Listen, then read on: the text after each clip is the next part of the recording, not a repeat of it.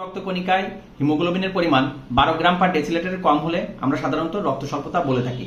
আর এই রক্ত স্বল্পতার অন্যতম কারণ হলো আমাদের নিউট্রিশনাল ডেফিসিয়েন্সি। সেটা হলো iron deficiency, folic acid deficiency এবং ভিটামিন B12 ডেফিসিয়েন্সি।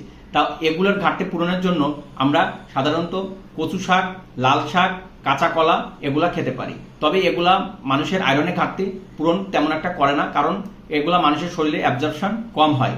পাশাপাশি যেটার আয়রনের ঘাটতি সব থেকে বেশি পূরণ করে সেটা হলো আমাদের রেড মিট, যেমন গরুর মাংস, খাসির মাংস এগুলা। তবে এগুলা শুধু খেলে হবে না, এগুলার পাশাপাশি আমাদের একটু খাবারে লেবু রাখতে হবে, কারণ আমাদের লেবু আমাদের শরীরে এই সকল খাবার অ্যাবজর্পশনে সব থেকে বেশি গুরুত্বপূর্ণ ভূমিকা পালন করে, যেটা আয়রনের ঘাটতি পূরণ করতে অনেকাংশেই সম্ভব।